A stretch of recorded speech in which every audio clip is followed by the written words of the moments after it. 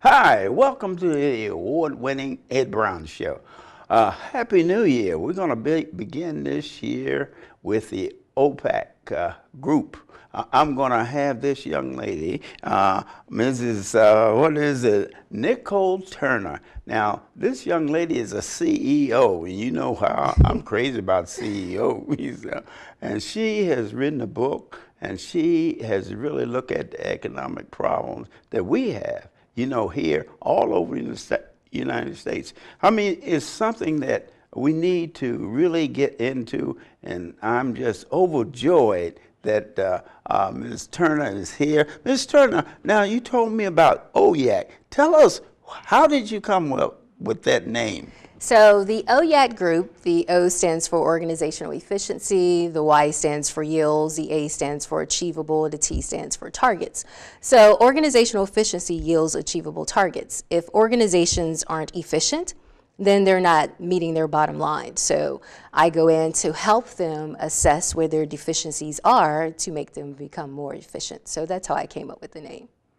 And you did that all by yourself? I did, all by myself, yes. You decide someone would always want to know what it means. They do always want to know. Always. Because it's an odd name. When you see OYAT, you're like, one, how do you pronounce it? And two, what does that mean? So, yeah. Being a CEO, I think the title is, in fact, on one of my birthdays, my children gave me a plaque with CEO on it. Because you are a CEO. So they decided to do something. But really, seriously, I really like your plan for the youngsters because they are the future. And we have to prepare them. And in this society, economics is number one. Economics affects everything. Absolutely. It affects anything in this society that you're going to get involved in. I want you to begin to tell us, how do you do that? With so many negative things going around.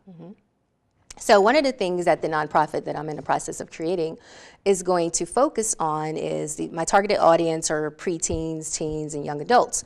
And my 5 pillars or tenets for that nonprofit are entrepreneurship. And why I chose that one first is because we don't teach the younger generation how to create jobs. We teach them how to get jobs. And when you think about the economic impact and moving forward and growing your dollars, it starts with having a business mindset. And then the next thing I teach them about or talk to them about or grow them with the nonprofit is leadership. Because you cannot be an entrepreneur if you don't have leadership characteristics. And then the third tenet is money management. Because you can make all the money in the world, but if you can't manage it, as we were talking earlier, when we look at some of the athletes, they've made millions and millions of dollars, but they walk away broke. Entertainers, athletes. Absolutely. Right. So it's important to teach them as you're growing your business, or even if you go into leadership positions within corporations, you need to be able to manage those dollars that you're making, because our parents can only teach us what they know, and because their parents only taught them what they knew. And a lot of times, especially in inner city schools, they are not getting the needed information about how to manage money, how to save money, how to invest, and put the dollars back into the communities and different avenues that you can use your dollars for. So I think it's important, because if you don't get it at a young age, it's not that you can't develop it later, but it's harder to move forward when you develop it later in life. So it's important to give that foundation very early on in life. And then the fourth tenet is self-esteem. Because if you don't believe in yourself and you don't have that esteem, how are you going to be successful in those other areas that I mentioned? And then the fifth one is empowerment, because you have to feel empowered that you can be successful. Right. And so those are the confidence. Things. Confidence goes a long way. If you have confidence, you can kick fear in the face. Right. And so it's important that they get that. And so that's those are the 5 things that my nonprofit will be focusing on for the younger generation. How do you get this over? Just like you quickly gave us, the things that you need. How do you get that over to the parents and the generation that have youngsters in that age bracket? Well, sometimes you have to educate the parents too. Right. Because every day is a struggle, and even though, there are a lot of people who are under the technical middle class umbrella, and as we know by the statistical data, the middle class is getting lower and lower and pushing further and further down, because people are barely making it. You miss one paycheck and Right. everything just spirals out Paycheck of to control. paycheck, So right. sometimes it takes also, as you're educating the younger generation, educating their parents along the way. It's not that people don't want to do better, they just don't know how to do better. So when you start to give them the tools, and one of the things you have to not do is not judge them, because when you make people feel bad about the situations that they're in, you're doing them a disservice. You're talking about the parents, Yes. not judge them. Just Right. okay. Because oftentimes, debt is easy to get into, but very difficult to get out of. Hey. And people have already beat themselves up enough for being in a certain situation. And then you come in and you're trying to educate their children. But while you're trying to educate their children, they may feel like you're blaming them and you're judging You're them. berating the parent. Right. So you have to make sure you're not. How do you do that? That's very sensitive. Well, I think because one of the gifts and talents that I've been blessed with is the ability to reach people where they are and to be very compassionate and understanding. So it's really about how you approach the situation and how Definitely. you approach people. And so if you reach out to them with a gentle hand, 9 times out of 10 they will respond the same way. And again, like I mentioned earlier, most people don't want to be in that situation that they're in, but once you're in it, it's hard to get out of. Yeah, because because of the financial, it's pressure. The financial pressure is on the parent for the basics. When you can't get the basics, like a roof over your head and the basics, that makes it difficult to get into the next step. It does.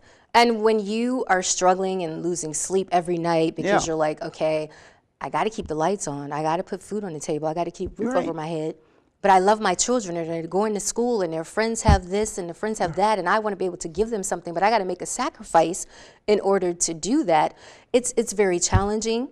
And when the bills are here, but the income is staying here, or some people who've lost jobs and had to get other jobs and income dropped by a third, it's very hard to manage. And so even with the parents, their self-esteem has decreased, and they're just trying to stay afloat. So sometimes when you're trying to teach the kids, you also have to teach the parents. Well, how do you get the parent that over to the parent? Is that you can't just send Johnny or Sally to school, that you have to do some homework yourself. Because if you don't understand the fact of money management, then sending your child to Harvard doesn't mean nothing. Absolutely. So with the parents, sometimes you just have to teach them the skills as well. If the kids are in a situation where the parents can't afford to send them to Harvard, they probably got scholarships to Harvard. And so for the parents, the struggle is, well, how do I send them money, to pay their expenses while they're in school, to have money to eat if they don't want to go to the cafeteria, to have money to wash their clothes and entertainment. Now, those things can be something that the parents struggle with. But, I tell parents from an educational perspective, there are so many options out there now. Your kids can write essays and apply for different scholarships. We tend to neglect that there's so much from a STEM perspective for minorities. And there are the population of minority students who are really doing a lot in the science, technology, engineering, and math arena has grown exponentially. But a lot of times the parents aren't looking out there at the various scholarships, the various options. There are corporations who are willing to pay part of that tuition if the kid does an intern during the summer, co-op or whatever. So if you're thinking about dollars as it relates to education, I think it's important to educate the parents that there are options out there beyond just you paying for education and getting student loans, because we know student loan. My student loan debt is crazy. Well, that's what most youngsters are, and some of the ones that struggle, with the student, they end up with a degree and a student loan, like a house note, and no job. Absolutely. Yes. And then the younger ones say, I don't want to go that route. Mom told me that Johnny the world will open up for him once he got an education. The education is the key. But it's more to that. Because if you don't have economic security, that makes those things secondary. Yes. And even now when you look at a lot of the new startup companies, a high number of those people, they started out at those Ivy League schools and they dropped out. Because what they were creating in their dorm rooms was multiplying into dollars that a regular job could not give them with a degree. Which is another reason why it's important for my nonprofit to teach entrepreneurship and leadership and money management. Because yes, it's important to have education, but it's also important to educate our young people that you can be successful even if you don't have education. Okay, I'm a student. Tell me how, first of all, I want to go in business.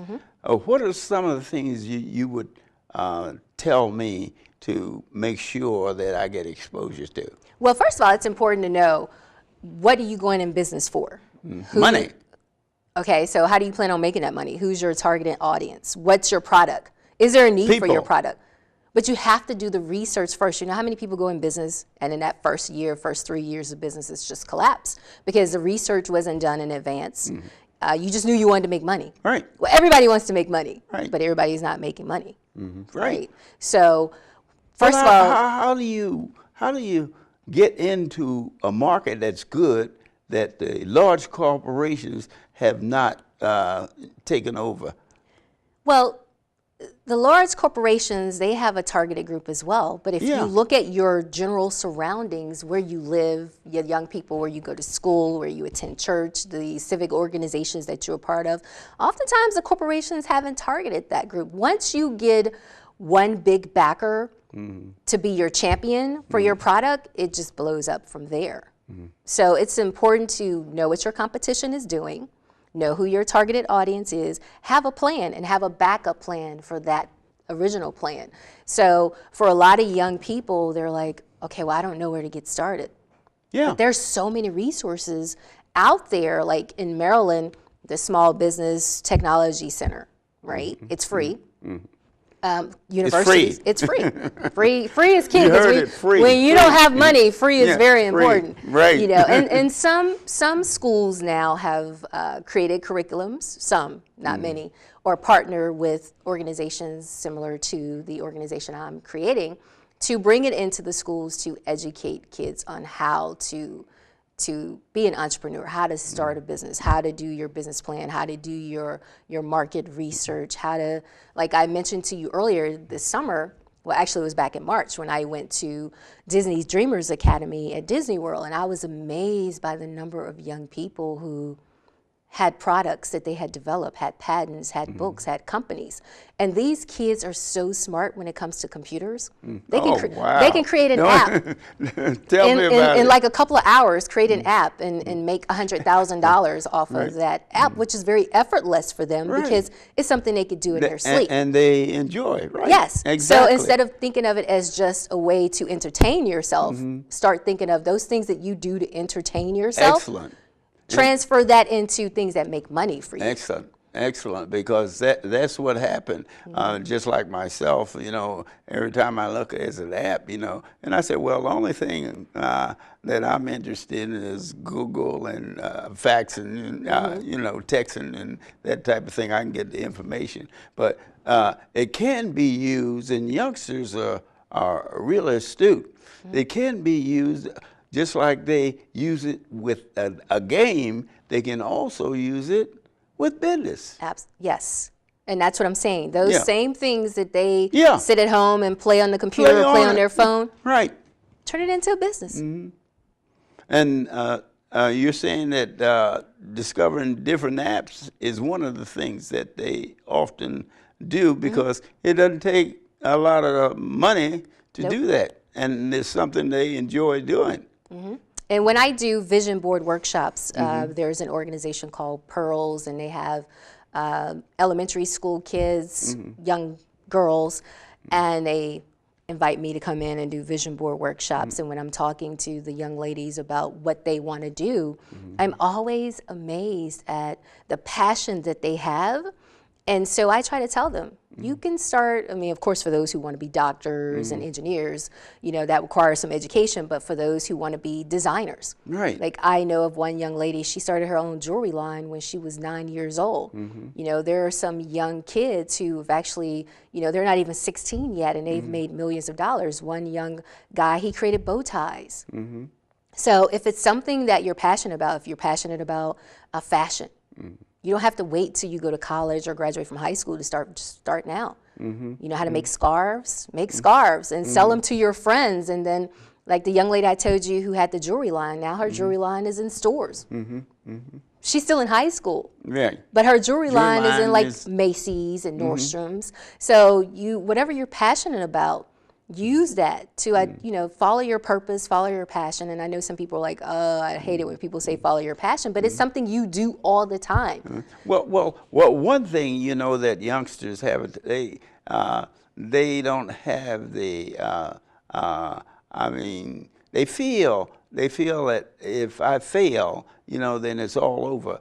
But isn't it, some of them have to say to themselves, say, hey, look, failure Failure is part of the process. Is And part of in my learning. vision board workshops, I always do a motivational speak before I start the workshop. Okay. And I told them, I said, I know you've probably heard that failure is a bad thing, Right. but failure is a Exactly. really good thing. Right. If you're not failing, you're not succeeding. Because if you're not failing, you're not trying. That's my point. So is that, I overemphasize Yeah. that because we're programmed, Right. even as a child, I was programmed that failure was a bad thing. Yeah.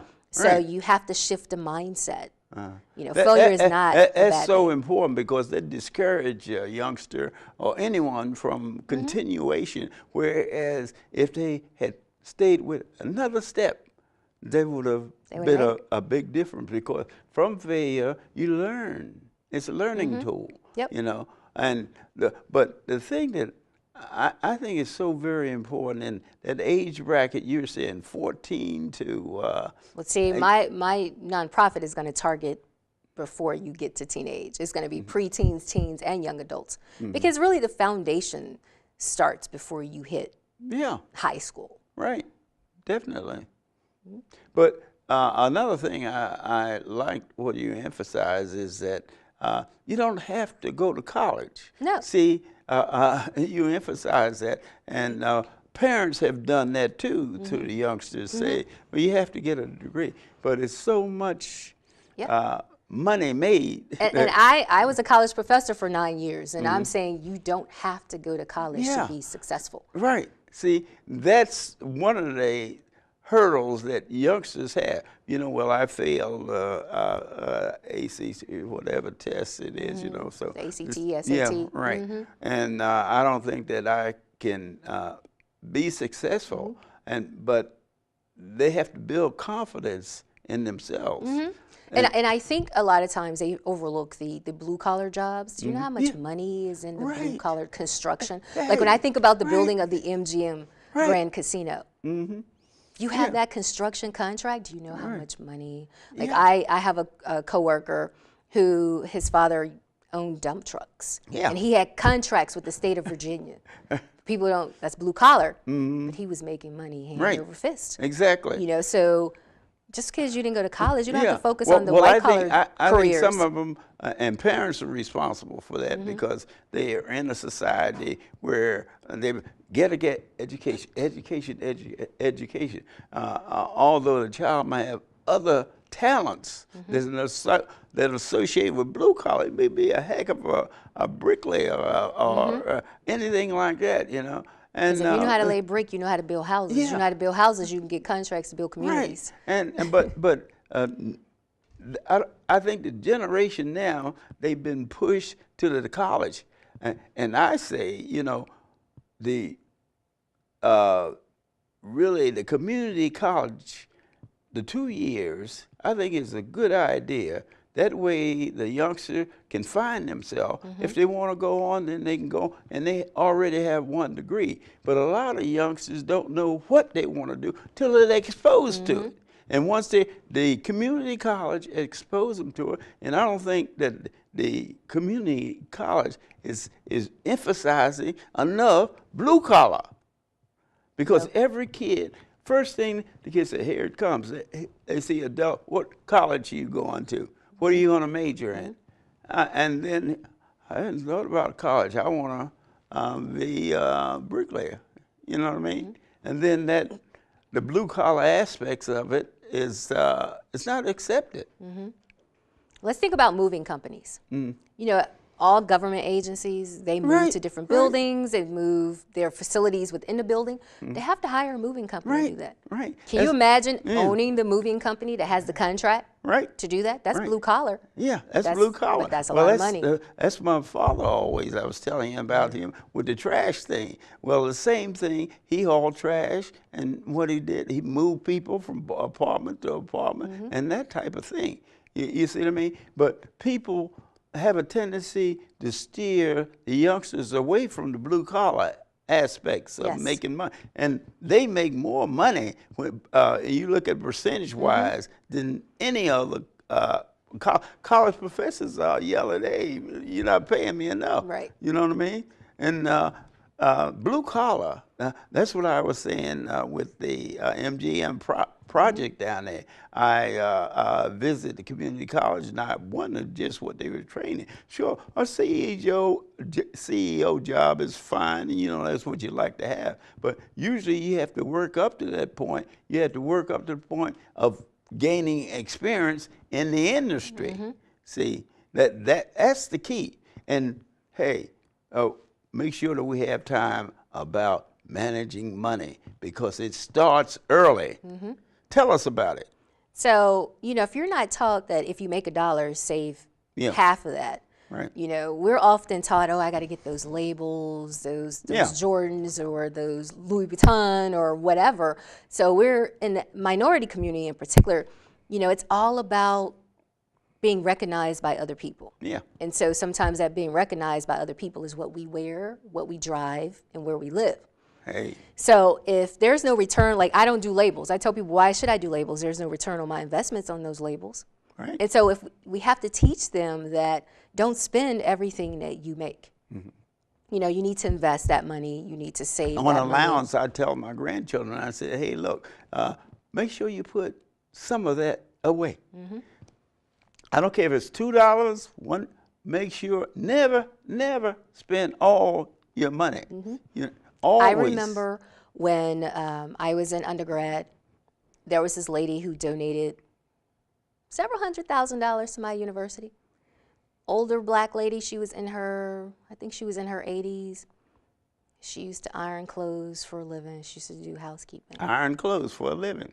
In order for her to have hundreds of thousands of dollars to donate to the university, she had money management skills. Well, that's what I'm saying. How do you teach that when you have the industry out there blasting about the... It's hard.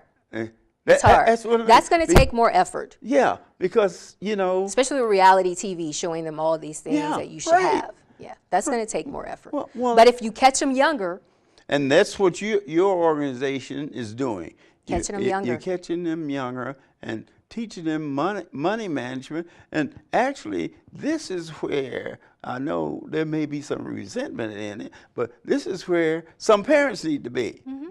You know, money management, although they're adults, a lot of people out there, 40, 50 years old, need money management. You know what I mean? Because they have money, but they're not utilizing it like they should. And how do you teach money management, I say, to individuals? You say, well, you got to read the Wall Street Journal, or you got to read the section on business and finance in the newspaper. The average person never do that. If you have time to go on your phone and, you know, everyone has smartphones now and look at TMZ and the gossip sites, you have time to have the Wall Street Journal app, the business magazines, Fortune magazine, Money magazine, Black Enterprise magazines. So a lot of those are electronic as well. So people have laptops and computers and tablets. So there's really no excuse for you. Yahoo has Yahoo Money section. So it's everywhere. But again, it's a mindset shift. Well, that's the thing that makes it difficult. is the mindset and the environment that the youngster is in, both home and in school. Because a lot of people are taught to keep up with the Joneses. Yeah, right. And Exactly. so if that's all you know, that's all you know, and that's what That's you're what you strive programmed to for. do. And habits are hard to break. There are a lot of people in habits that they really don't want to be in, but it's hard to get out of. Yeah. So it's a very slow process, which again is why I say you catch them young and start to instill those we're things. going to wrap it up with you telling us advice about money management, about getting involved, and being honest with yourself, So, you have to acknowledge. And where are you located? You have to acknowledge that you have money management issues or challenges. I had to acknowledge that with myself. I didn't spend unwisely, but debt was an issue. And so at some point I had to admit to myself, I need help. I have to move forward, and I don't want to be going into retirement living in debt. And so it starts with accountability and self-awareness. And then once That's number 2. Yes. Okay. And then the will to make change happen. It's never too late. As long as God gives you breath, you have the ability to make change happen. And some people get in the mindset, oh, I'm too old now, or I've been here for too long. It's going to take forever. But even if it takes baby steps, when you start to see progress, that's your motivation. Okay, tell us a little bit about the book. So my first book, Detox Your Life, Building a Healthy Relationship with Yourself and Others, it focuses on getting rid of those mental and emotional toxins that keep you stuck. So in addition to CEO stand for Chief Executive Officer, it also stands for Chief Encouragement Officer, because that's what I do. I encourage people, to see beyond their current circumstances and to see that you don't have to stay where you are. Your current situation is not your final destination. And so the book gives examples, some of my real life examples. Good. And the purpose is to encourage people to not beat yourself up. Right. Recognize that you're not There's alone. enough people out there beating Right, up. exactly. And so that's why in the book I do share I'm very transparent on some of my own personal struggles and issues that I've had, because oftentimes we think we're in it all by ourselves, and we're not in it all by ourselves. So that sometimes keep us stuck, because we're like, oh, I'm such a failure, nobody else is going through this, when in fact... Well, give us some preparation that helped you to get where you are writing books. So I've always, even as a little kid, my parents, would get calls from the schools, because once I finished doing schoolwork or finished taking a test, I would go around and want to help everybody else. So I think it was in my DNA to want to help people. And so I started writing a blog years ago, As a Man and Woman Thinketh, because I believe in the power of positive thinking. If your mind can conceive it, you can achieve it. And so from the blog, I was a member of a radio show called The Third Eye Open, and if people are familiar with what the Third Eye Open means, and I would host roundtables and bring people together. And so from there, I said, I should write a book. It'll reach more people, not just people within my vicinity. And also as a motivational speaker, it's a part of your resume. And I think it's very beneficial to have something that when you're talking to people and trying to encourage people, you can also share something that they can take away with them.